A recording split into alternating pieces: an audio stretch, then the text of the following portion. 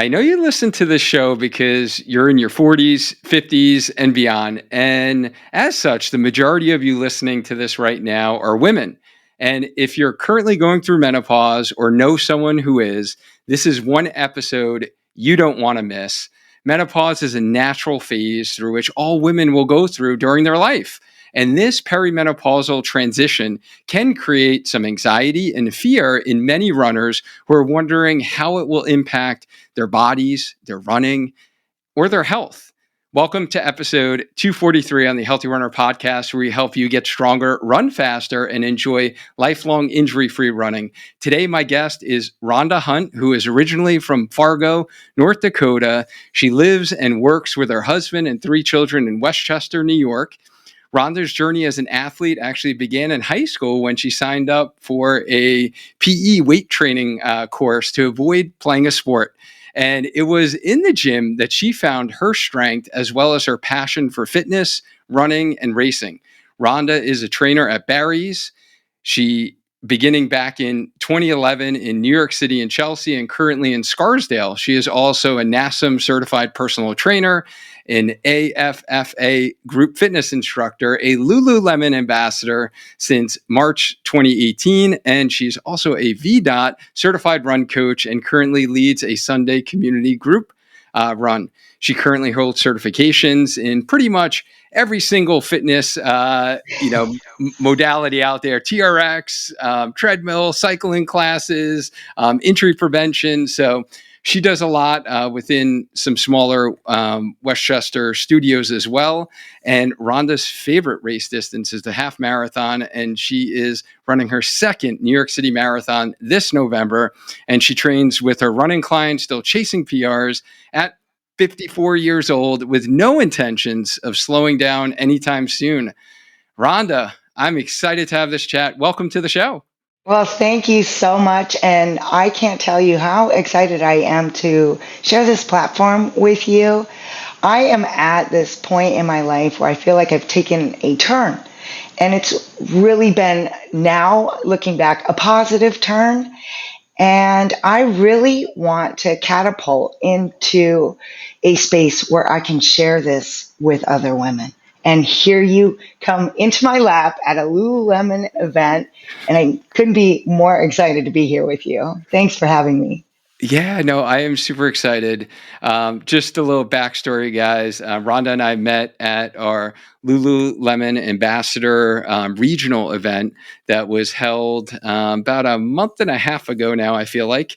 Summer's been flying by. But this was a lot of the Lululemon stores within the New York, Connecticut area.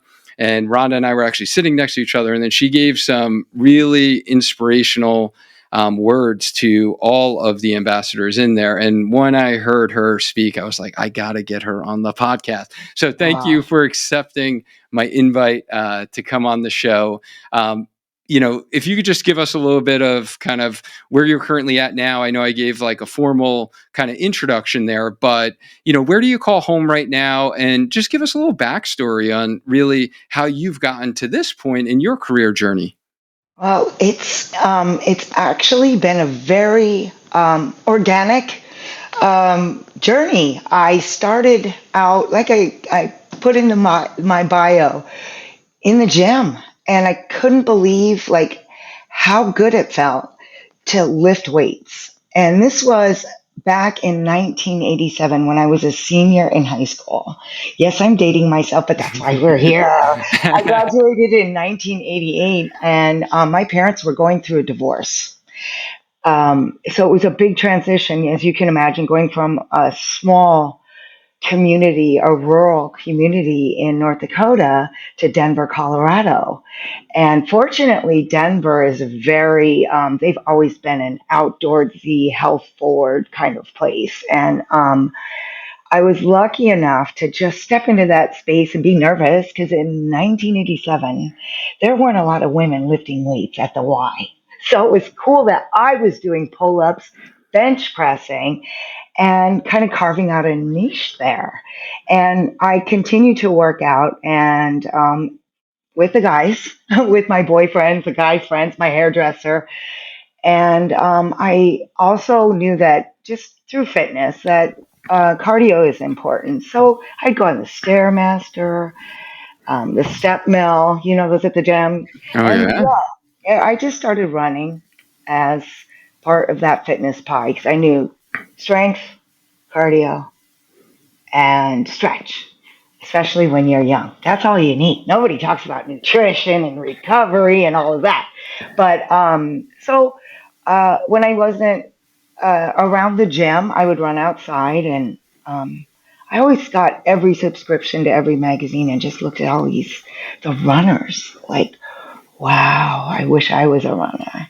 I wish I could run like that. Wow, just always with stars in my eyes. And as I transitioned from working full time at Estee Lauder in marketing, I had my first child. There was no way I was leaving that little boy. There was something. It was so there. 100% my mind. I was like, I'm not going back. So I took that little bit of fitness that I had and just slowly, as my kids got older, lean more into professionally training. And in the meantime, I've been through every fitness trend that's been out there. I used to do the step. You remember that? The Reebok Oh step. yeah. Oh my gosh, all of them. But I loved group fitness because I love humans.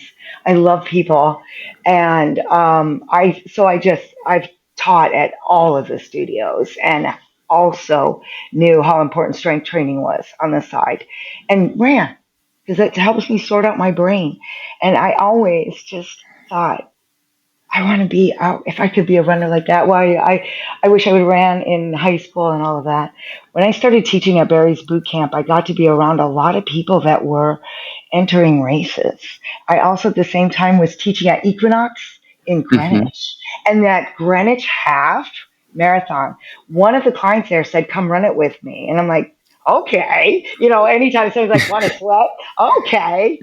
I thought it was the most incredible thing. I was like, wow, I don't have to run around alone. And I kind of am a runner a little. And it's so funny. I got that bug and I kept entering races thinking, like, I kept challenging myself as always. And every time you finish a race, I see your ribbons behind you. You want to go to the next one and you set a higher goal. And all of a sudden, I was like, oh my gosh, I am a runner. It doesn't really matter how fast you go, how often you go. If you run, you're a runner. And I got certified as a run coach and started talking about my runs more. And here I am now doing what I love. I'm lifting, running, and just living my best life there. So I can't imagine changing too much. I feel like I've found the secret sauce. Oh my goodness. There's so much good in all of that. And I just love how it sounds like, a hobby of yours, which was staying fit, being in the gym, doing cardio, that you really, transitioned and said, hey, I'm going to take this hobby that I have and this is what I'm going to do professionally now. Right. And kind of gave Yes. up the marketing thing and kind of went all in on your passion for health and fitness, which we can hear this, right? It really Yeah. comes through as you talk about it. And I'm kind of so in the, kind of similar mindset of, going from traditional physical therapist, healthcare provider, then to academia, and now kind of where I am in the health and wellness space. It's just, phenomenal feeling to be able to kind of pursue what your passion is, right? And Yes.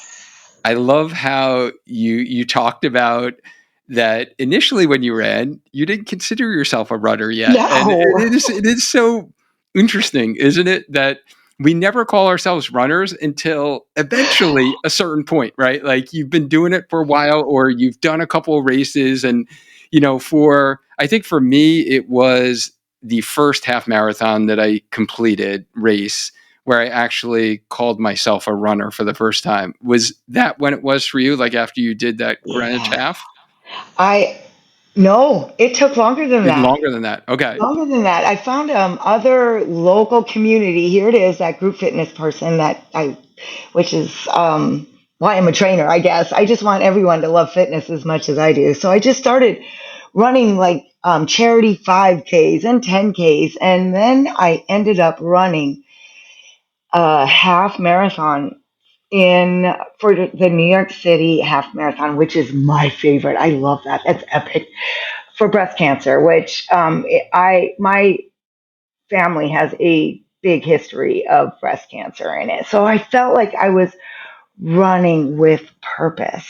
And the experience of running in New York City, you go to, the Prospect Park and you're running down the FDR up to the, Fifth Avenue, down Times Square, all of this, and you're just like, holy wow, I'm doing it. And you just look at your view of the world is so opened up. And also, like, coming from a place where when I was younger and looking at magazines and models, right? This is what a runner looks like.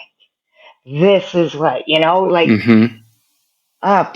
that's not what they all look like, and it's not about how fast. I got to see every body type, every age, and not, how do you walk away from that, not inspired and going, wow, look at they're a runner. She's a runner. I'm a runner. So it empowered me. It fired me up. And it really, like, I feel like I can stand confidently and look at my clients and say, you are a runner. That speed, it doesn't matter. Get out of your head about it. It's better than look 2 weeks ago. And it doesn't matter if you run a mile, if you run 10 miles, you're a runner, and there's something really cool about that. We were built to run. As soon as we learn to walk, your It's father, true. these little babies go from walking to running, Right. usually into walls and downstairs if you're not careful. But we were really born to run.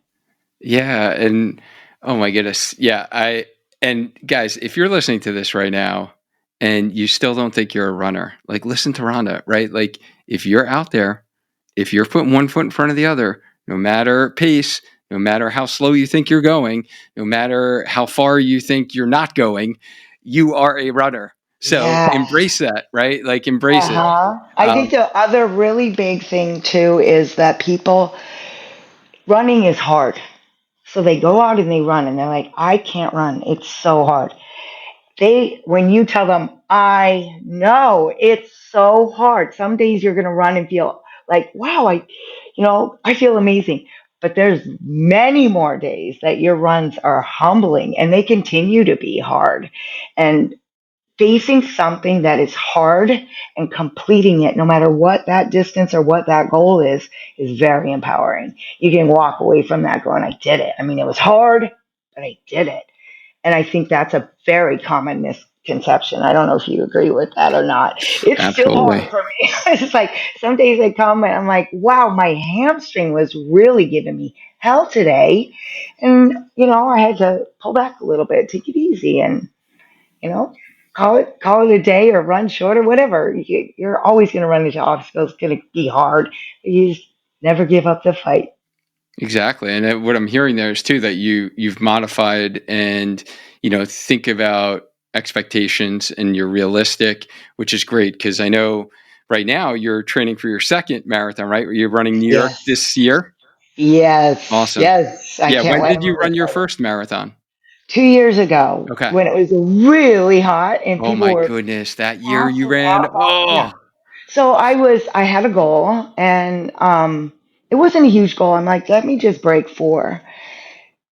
And that first really big bridge into Manhattan that everyone is scared about, like, it's okay. I felt good. I felt good, but I witnessed a lot of people falling, passing out. I saw one guy kind of go into a seizure.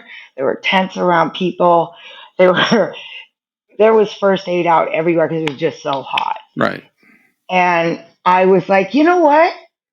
I'm just gonna keep this cute. I just pulled back and I thought, it's hot. We're all working really hard. And I learned real quick that these are, and some of them you could tell, you know, you see them out there. They have the gear, the belts. Like these are avid runners. And I noticed those were the ones that were down. And it was probably because they were sticking to a number and not listening to their body. And I have a funny story. My husband, I run a lot, I race a lot, so he doesn't meet me at the finish line. So I'm like, nah, we'll go out to eat later. You know, who Right, cares? right. Well, we'll go have pizza together. This one, he said, no, I think I should come down. I'm like, it's going to be really crazy, this one. He said, no, no, I heard that some people poop in their pants. So I better bring you some clean clothes. I'm like, John, where did you hear this? Don't even get in my head about this. I'm like, oh my God, the poop heard around the world, right? So he says, no, I'm going to bring you clean clothes. And I'm like, you can come down. I'm going to be fine. It's okay. But when I was at that on that bridge and people were falling, Duane, I was like this. Don't poop your pants. Do not poop your pants. Keep it cute. Calm down. Let's just, finish this. No code browns. We don't want any code browns. All of those signs, those amazing signs. Don't trust. You know what? You saw the signs. So I was like, slow down and keep race number one. So this one, I'm Yeah. good. Hopefully the So you weather is a completed little it cooler. though, I but you got completed through it. it. All I right. got through it. I almost got my goal. I got uh 4 hours and 2 minutes, which Whoa, I was that's happy with that. amazing, honestly, given those conditions on that day.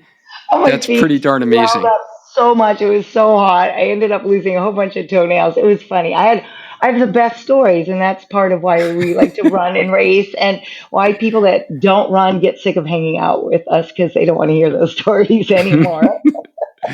Oh my goodness. Well, yeah, there's really, I pretty much guarantee, like it's not going to be the weather that you had. That was literally record breaking, the worst ever conditions for the New York City Marathon that year. So, luckily for you, like you got through that. This year will be a better year for you. Um, yeah, as we kind of transition into, today's topic and kind of running through menopause, do you mind just sharing, like, when did you start going through menopause, and what were some of the symptoms that you experienced, or what were some of like the things that you were really faced with challenges during that time period? Well, you know what's really one of the biggest challenges is at some point this is going to happen. And you know the general symptoms, right? But everyone has different symptoms. Everyone goes in at different times, different intensities, and it literally sneaks up on you. Especially being in fitness where, all of a sudden you start skipping periods, things like that. And you're like, well, I have been running 40 miles a week, it might be that. Or time passes. You just said, when we started, how fast summer goes by. I was literally in my regular annual visits office and getting the when was your last menses, and I was like, wait a second, like, oh, it's been about 4 months, but sometimes I miss. And she said, oh, okay, well, you know, we might be entering your perimenopause phase.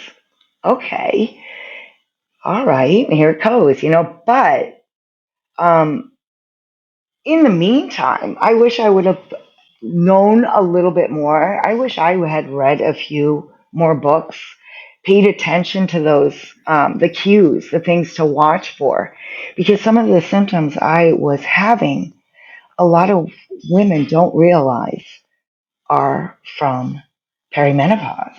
Our hormones start dropping rapidly. And all of a sudden, estrogen flies down, testosterone flies down. And your endocrine system, you need hormones to communicate all of those little signals that your body is sending around. Your brain telling your leg something, your heart telling, just your stomach. Um, I didn't know I was having vocal problems at work, teaching, and GERD. And I'm like, oh, it's running. It's a bad sound system at work. That's actually something that can happen. in perimenopause. Who knew? Like your muscle mass suddenly starts to drop. Your digestion changes. Your weight distributes weird. And I was just like, so your body's changing, going through all of this. Your body composition is changing. And your hormones are all over the place. I was like a crazy hormonal teenager. Like, oh my God, don't look at me. I'm hideous. Like, because you're like, I'm bloated. I don't feel good. I can't go to the bathroom now. I can't sleep. So I'm tired. I'm irritable. And you're just like, and then a couple of days later, you're like, okay, I'm better. Thank God for running because I could run off half of that crazy. But I didn't realize that all of those symptoms are perimenopause. And my husband's like, uh, what's up with you? I'm like, it's not you, it's me. It was several months of it's not you, it's me. And just the sleeplessness, night sweats, the especially in fitness. I'm an older woman in fitness. So I'm already in a hard place to compete. And now my body composition is changing. All of the things I used to do before suddenly aren't working. And I'm feeling more gush around the middle. I'm feeling more aches and pains. And I'm still like not attributing it to the loss of hormones. I'm just thinking, I'm getting old. And then your head goes, oh, this is how it ends. Like, I'm not going to be in fitness forever. Do I want to be in fitness forever? Yes. But, like, where's it going to end? Like, so I just thought maybe this is the beginning of the end. And then I was so depressed and embarrassed. I didn't want to talk about it. Who wants to say, I'm in menopause? I live in a country, I work in an industry where being old is not hot.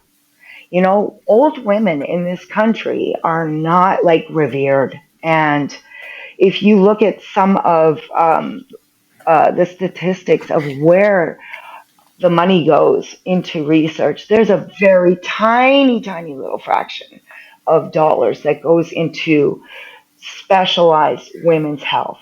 And gynecologists study all about, the reproductive years, reproduction, and then that's it.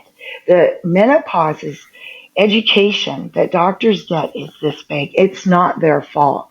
There's something missing. It's very, very important for women to educate themselves because we rely on our doctors, and what they'll say is, and it's what they were taught. It's the same with nutrition. It's what they were taught, this much. And they tell us what they've learned. It's just how it is now. This is, it's that time of your life. I don't like that answer. We are living longer. And if you count the number of years that we are reproductive, then look at our premenopause. 1 year, menopause is only 1 year. It's 1 year without a period. And then postmenopause. Pre-menopause and postmenopause, that's a third of our lives. I don't want to waste that. I want to stay young. My kids are going to be having kids older than I had my children. I want to pick them up. I want to play with them. I want to keep racing. I want to inspire other people. I don't want to say now at the age of 54, well, I guess it's time to wind things down. Instead, I really turned into a reading machine. I read a lot of great books.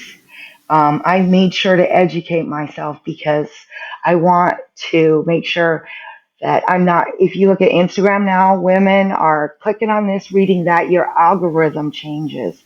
And the amount of money that women are spending on garbage is sad.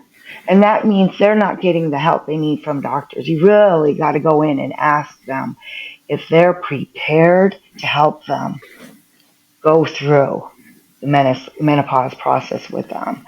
And I'm at a place, and thanks to you, I want to catapult myself into a platform where my Instagram page and my work is really going to gear towards women, my voice to tell other women about this is not the end. It's just the next phase. And it's perfectly natural. We all go through it. We shouldn't have to whisper about it. I think we should laugh about acting like our crazy teenage daughters or, like, I can't believe, like, I think we just need to get loud about it and not be ashamed about it anymore and not be embarrassed. Just once you start learning and you start talking and sharing, you're like, thank God it's not just me. Oh my gosh, I almost quit my job. I quit a large part of it. I stepped down part time because I didn't feel competent. I felt like my self esteem was down. My body was changing. And I just thought, I don't got this anymore. But I do. It was just like there's a huge women that in their 50s, there's a, like 30 to 40% of them quit their jobs because they're Wow. tired, and not just fitness. I'm talking all of them. They quit their businesses, quit their jobs. They're tired, they lose focus, they're just feeling down, and they give up. And I don't want women to give up. I want them to be proud and embrace this last third of their life. We got a long way to go. It's the marathon. I said I love the half marathons, but we're in it for the marathon for sure. I love your mindset in that there is still a third of your life left, right? And that this is just a transition point. And like I say for myself, like I want to be running until I'm literally in the box, right? Like, and I could Yes, see like you're passionate about women being able to, continue running, continue being yes, healthy, no yes. matter what their age is, no matter if they're postmenopausal or not. And, you talked about some of the symptoms, which was definitely helpful, by the way, in terms of, things like GERD and even like, bloating, digestive stuff, sleep issues. And I think that's all helpful. And I like that you mentioned that, you were kind of like passing things off because I think people could probably ignore those things. But I know Mhm. the fatigue is like one thing that a lot of like the athletes I work with kind of report a lot. Like, what does like menopause fatigue feel like? Like, is it the same as like, because I Oh, don't know, obviously, like I haven't been through it, right? Like, is it like the same as if you were just to not get good sleep and you got like 4 hours of sleep for a couple of days in a row? Like, what does it actually feel like? it feels like you're dragging through. It feels like you're getting through the days, just like, and it's very easy when you're that tired to become short with your spouses, and you're just like, let's talk about it later. I'm tired. And being less active, less social, you're tired. It's draining, and it's not just a few days. Imagine day after day after day. And a lot of these things that we wear now for running and the Whoop. Start looking at the sleep quality. It's alarming. I just think, well, how did I get anything done? You know, uh, I found that after go to your doctor. There are a lot of different tools to get your life back on track again, but I can tell you from a fitness standpoint, because I am not a doctor, and everyone's different, and there's lots of different options out there. But as from a fitness standpoint, now is not the time to take it easy. Because everyone's going to say, you're getting older now. Maybe you shouldn't lift so heavy. Maybe you shouldn't run so much. You know, screw that. First of all, nope. I'm sure did you read Peter Attia's book, the longevity book? No. All Outlive. right. It's amazing. I'm going to So have to put that on my list here. yes, and we'll come back. We'll do this again. We'll have a little book club. It's amazing. The zone two training is so important. It helps build mitochondria strength, those little powerhouses in your Oh, yeah. body. Yep. Yeah, those slow, long runs. slow it down, but ish down. Slow it down. I am a very competitive person, so I was always running harder, harder, longer. There was no real slow runs in my life. And I was like, you know what? My Sundays are gonna slow way down. It felt weird. My watch is like too Uh, fast, too fast, too fast. I'm like, are you kidding me? But then I started PRing. My speed grew as I took those longer runs. It's that hmm zone two training gave me back more energy, made my other runs feel better. And on the other side, flip it over because obviously you don't just run. You lift and train too. The other side of running is you have to strength train. If you don't strength train, you're gonna get injured. And I think that runners are like, yeah, I know. Listen, train, lift heavy weights, and lighter weights is endurance. It's another form of endurance for your muscles, which is fantastic. But once you reach a certain age, your muscle mass is going to go real quick. And so you got to fight back. Really heavy lifting, the basics. It doesn't even have to be fancy.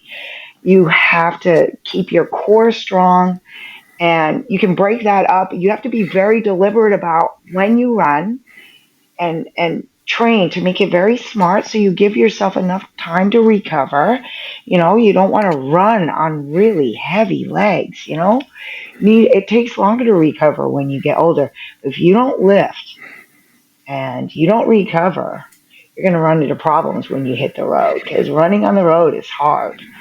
So it is not the time to ease up. If anything, you're going to go harder with the lifts and lighten up those runs. That's just what I oh think. my What's goodness. great Yeah. for me, I've changed my Hold diet. on, hold on one second, Rhonda. Before you even, but because I got to It's interject too because you're much. talking my love language here. Like, Yay. this is like we have to strength train in order to run, right? Like that's Yes. everything that we talk about in our 6 steps to growing as a runner, and Love and that. and the run plan itself. Like, I just want to highlight some key points that you're like, touting some fire here, and I just want to make sure the listeners are getting this. Like, Rhonda's talking about slowing down your run. So we talked about that in our run plan and making sure the majority of our runs are in Yes. our easy zone. Even more important as you're going through menopause, right? Like making sure that because of the fatigue issue, that we're not running those runs beyond the effort level and that we're Yes. keeping them slow. We're doing that zone two training. We're kind of building the mitochondria, building that aerobic capacity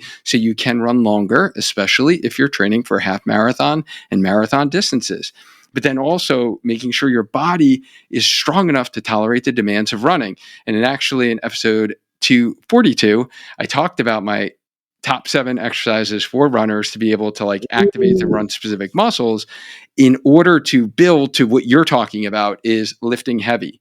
And it's important to kind of activate those muscles before we start adding load and then to help keep us injury free. So I just love how you've noticed the benefits, especially going through menopause because of the estrogen levels drop. Muscle mass is going to drop with the and changing in testosterone. hormones and testosterone. Yeah. So it's even more important to strength train in order to run.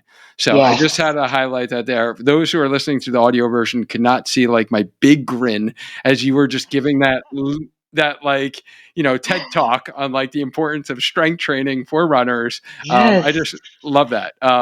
Before you actually talk about some of the things that was helpful, because I think you were going to go in kind of nutrition way. If we can just like hold that aside Yes. just for a second, just because we're kind of talking about the importance of strength training, and then you talked about running slower, right, and making Yes. sure the effort level is appropriate. If someone's been told or they might be thinking as they're going through menopause, like my body's going through all these changes, I probably shouldn't run. Like I probably shouldn't train. Like, what do you say to that? Like, is running actually good for the female body, like when they're going through menopause? Yes, absolutely. And it's good for the brain. Let's get the blood flowing. The cardiovascular system, they focus on the heart and the lungs, but there's a lot more going on with that. It's all about the blood flow, keeping everything up, including the brain. So it's going to help with your brain fog, right? That stress, anxiety, the feelings of, you know, being old, not feeling your prettiest self or whatever. Who hasn't finished a run and just felt like, a superhero? It's like hitting that reboot button over and over again. It's just there, you see all of the different little memes and everything about you're running for it's your therapy. It really is. I always say that my greatest epiphanies happen on my long runs. It's just that mindfulness, it's very meditative. And I think the biggest issue for someone who is running or wants to run is that you have to take into consideration, are you running right now? Have you been a runner? Are you training right now?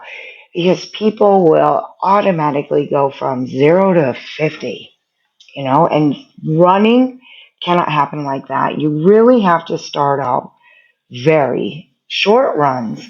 It's not just your lung capacity that you're building, and we're not in it just for the speed and going faster. You're building up tensile strength. You got knees, tendons, ligaments, your muscles that are supporting your whole body, your bones.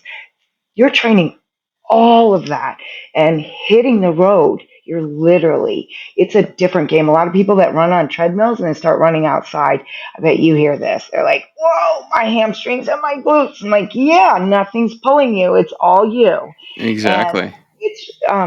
when you're running outside, it has that benefit of you are building bone density. And that's a very huge consideration when you are in perimenopause and postmenopause because of when you lose a lot of estrogen, you're going to start losing your muscle or your bone mass, your bone density. The estrogen that carries the message from your brain down to the bones to tell them to rebuild is not connecting, it's not firing up.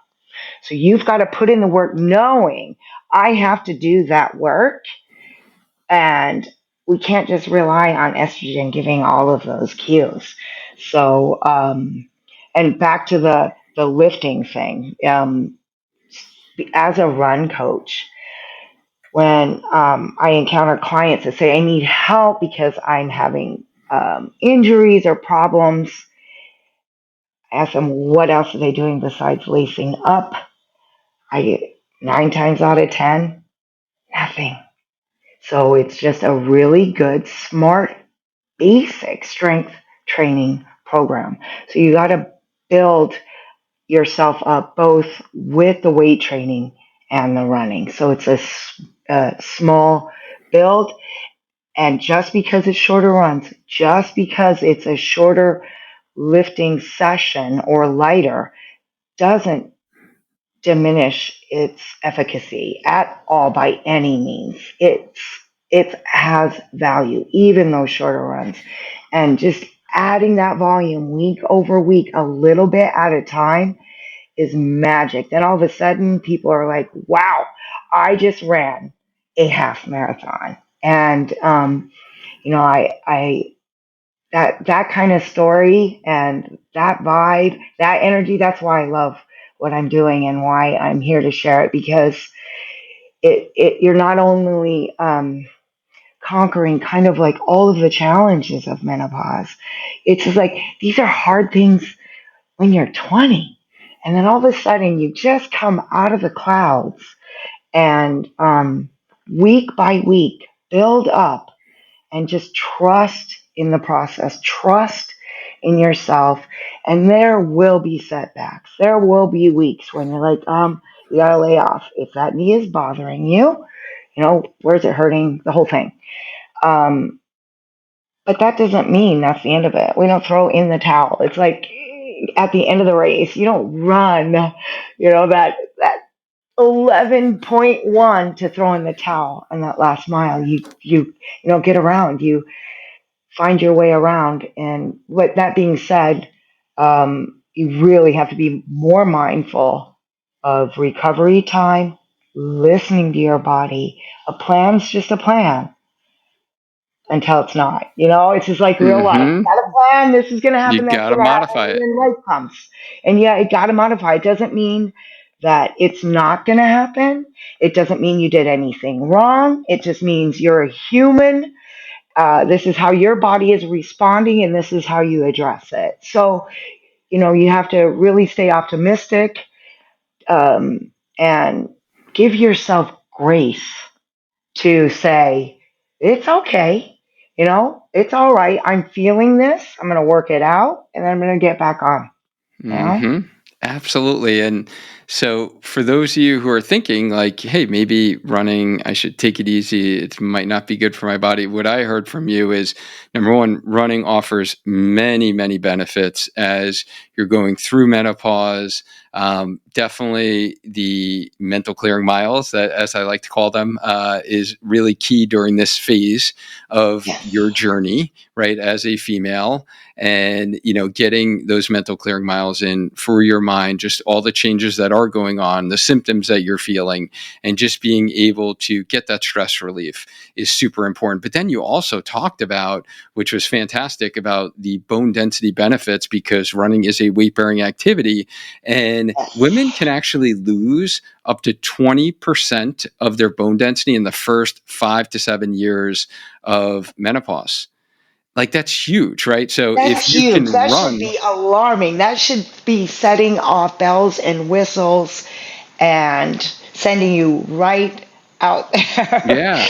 Oh my So gosh. doing a weight bearing activity like running, and the Hmm. impact of running is actually protective for the bones. And as Yes. we age, a lot of people have the misconception that running's bad for your knees, running's bad for your joints. I can't No. do pounding anymore, right? Like, it's actually protective for your bones, definitely, right? We're Yes. building, we're preventing the progression of bone loss that will eventually come with anyone, whether you're male or female, with the aging process, but especially with this sudden dramatic loss of estrogen. It's so important for females to Mhm. maintain that bone density. What are some great ways to do it? Running, and then strength training, as you mentioned. So, and both of those are like key to doing those together in order to be able to run healthy. So I just love how you mentioned that, and that running can be a great form of exercise during menopause. And you've already started sharing some of the lessons that you've learned going through menopause. I think what I've learned so far is, let's see if I could get a little summary recap, see how my active listening skills were, is to run slower, and based upon fatigue levels, and making sure that you are slowing down, going at the appropriate effort, making sure that you are adding strength training and not being afraid to lift heavy is what I heard. And then what you just started kind of mentioning is the fact of expectations, and having proper expectations, and having grace with yourself, right? That 100%. your body is changing, and that's okay.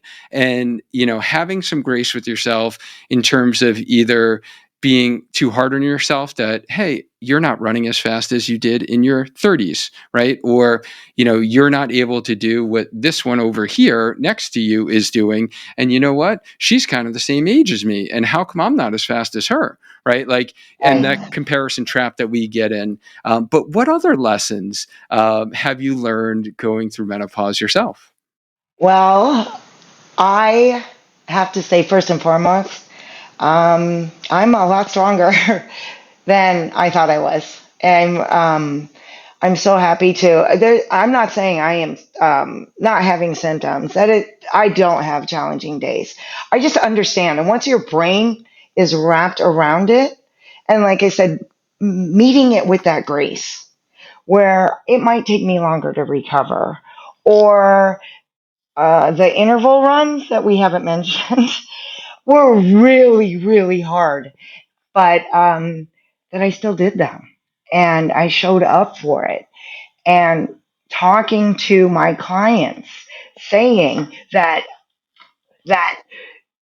that this part is going to be hard.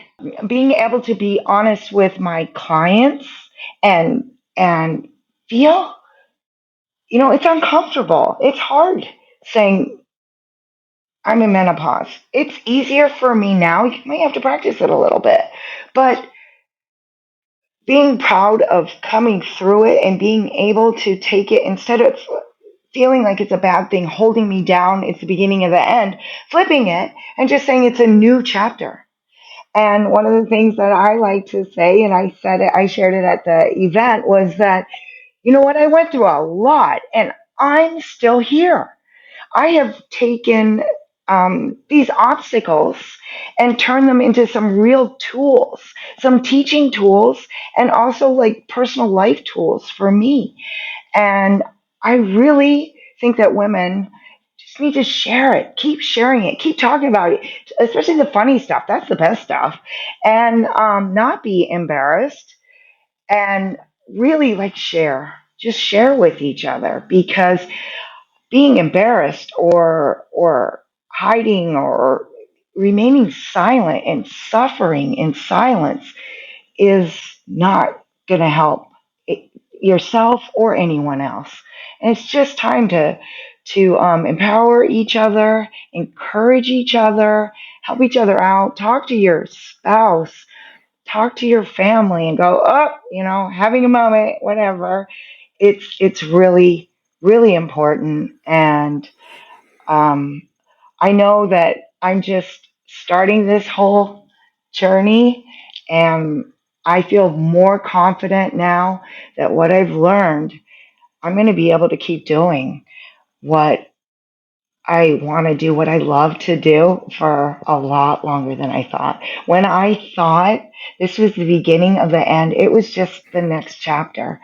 And if I can make someone else feel like that or learn that or embody that, and they can make someone else, and that little dribble goes down, and I am happy for every tear I shed, all the pain, all the worry, everything I went through, because it'll be so worth it. And I have to say that running, I said it once before, it really just helped me keep my head clear and level. And once you wrap up that run, you're like, if I can do that, I can handle anything. I can do it. And hopefully, women won't be afraid to run and get out there. It is not the time to pull back. And I encourage, yes, the long runs, yes, the intervals, do something that is a little bit scary. Keep growing, keep learning, and embrace it.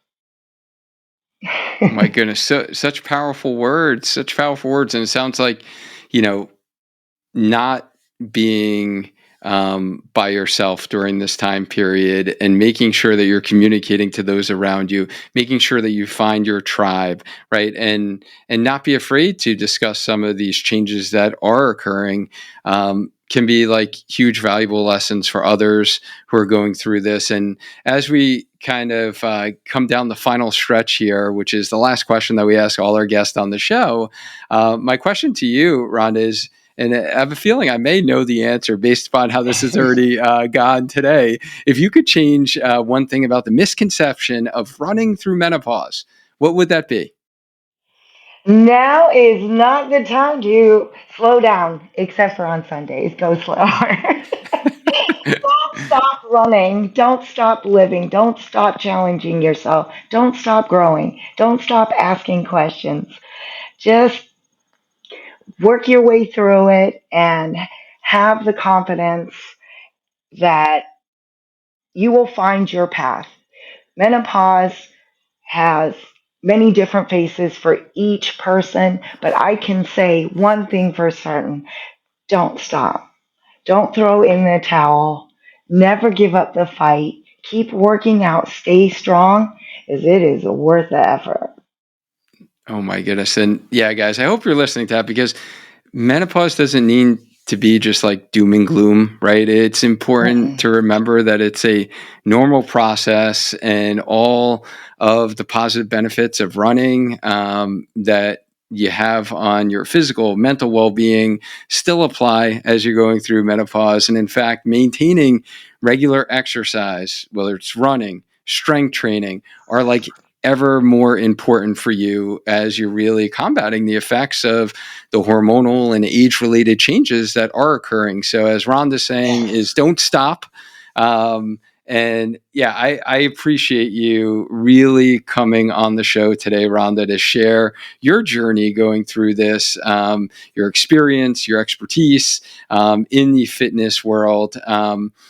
If someone wants to follow more about what you're doing, whether it is on your Instagram page or locally within the Westchester County area, where can our Spark Healthy Runner community like connect with you?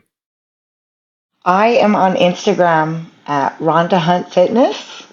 I have a Facebook page as well, Rhonda Hunt. And if you want to run with me locally, if you're in Westchester, I have a community run on Sundays. We meet by the Bronx River Parkway in Scarsdale, and it's really fun. I'm kind of playing with this longer run. So we have a 8 a.m. 5 mile run, and then a 9 a.m. 5K, which is 3 miles. So you can run a little or run a lot, and it's at a community pace. We have a lot of fun, and in person or lifting at Barry's, don't give up. Keep going. Yeah, and what is the local Lululemon store that you are affiliated with? The Westchester, it's a beautiful mall up in White Plains. I love that store. It's a great big store. I love the staff. I think all of the employees know me by first name. I visit there a lot. So if you can't find me on the road at Barry's, I'm probably in Lululemon. All right. Yeah. My daughters and I, we do a lot of traveling for whether it's their travel volleyball, whether it's college, all that. Wherever we are, we're always checking out the local Lululemon stores. So whenever I'm driving through Westchester, going from like Connecticut to either visit family on Long Island, or we're going down south, I'm going to have to stop in the store, take a photo with your picture in the store. So thank you so much for sharing that. And for those who have tuned in today, I really hope you got value out of this. I hope it inspires you. I hope it motivates you that you don't need to stop running as you're going through some of these changes, as Rhonda said. Whether you're listening to this on the podcast or you're watching the Spark Healthy Runner YouTube channel, I appreciate you. And if you've enjoyed it, and you know a runner who is going through menopause, please copy this link wherever you're listening to it and share it with them, because they need to hear some of Rhonda's like inspiration and wisdom. As always, guys, happy running. Let's maintain a strong mind, a strong body, and let's just keep on running. Until next time.